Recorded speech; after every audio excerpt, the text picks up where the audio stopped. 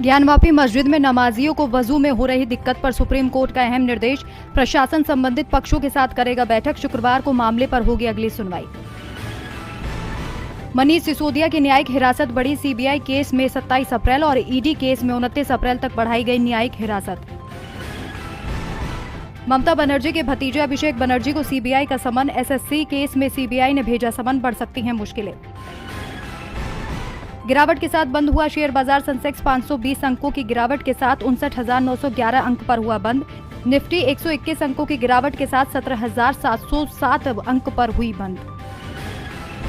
कर्नाटक में 10 मई को मतदान है। नामांकन प्रक्रिया चल रही है और इस बीच चुनाव प्रचार भी तेजी पकड़ने लगा है।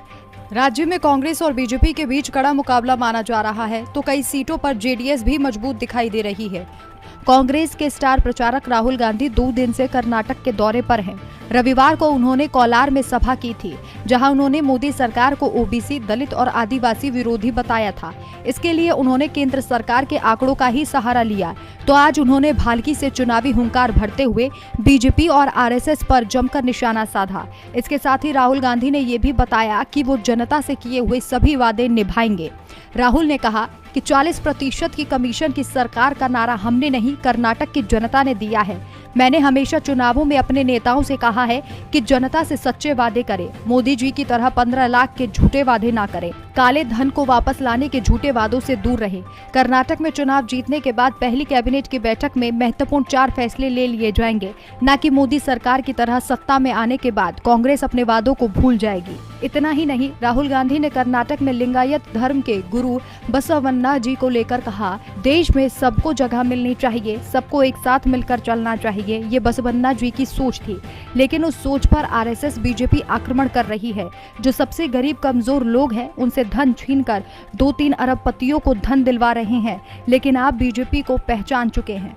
राहुल गांधी ने मंच से ये साफ संदेश दिया है कि कांग्रेस की सरकार बनने के बाद मोदी सरकार की तरह अपने वादों को भुलाया नहीं जाएगा, बल्कि उन्हें कांग्रेस पूरा करेगी। कांग्रेस अध्यक्ष मल्लिकार्जुन खड़गे ने पीएम मोदी को पत्र लिखा और यूपीए शासन याद दिलाया है। खड़गे ने तुरंत जातिगत जनगणना कराए जाने की मांग की है। खड़गे का पीएम मोदी को लिखा खत ठीक उस घटनाक्रम के बाद आया जब बीते रोज राहुल ने पीएम मोदी को जाति जनगणना जारी करने की चुनौती दी थी। खड़गे ने मांग की है कि 2021 में होने वाली दशकीय जनगणना भी कराई जानी चाहिए। अपने पत्र में खड़गे ने पीएम मोदी को यूपीए शासन के दौरान की गई जाति आधारित जनगणना याद दिलाई है। खड़गे ने अपने पत्र में लिखा है, अतीक अशरफ की हत्या पर ओवैसी को आया गुस्सा, बोले ये योगी सरकार की नाकामी। अतीक अशरफ के हत्यारे सनी सिंह का पश्चिमी यूपी के गैंगस्टर सुंदर भाटी से निकला कनेक्शन। पुलिस वाले की हत्या के बाद से फरार चल रहा था शूटर अरुण। हमीरपुर के शूटर सनी सिंह पर दर्ज है 18 मुकदमे, जिले में अलर्ट। अतीक अहमद और अशरफ की हत्या के मामले में स्वतः संज्ञान ले सुप्रीम कोर्ट। कमलनाथ ने कहा, सियासी मकसद से न्यायिक प्रक्रिया के साथ खिलवाड़ करना लोकतंत्र के लिए सही नहीं, प्रियंका गांधी ने कहा। अतीक अशरफ हत्याकांड मामले में सीएम ने अधिकारियों को हर 2 घंटे की रिपोर्ट देने के दिए निर्देश। ये लोग बहुत ताकतवर, किसी को भी भेज सकते हैं जेल, सीएम केजरीवाल ने कहा।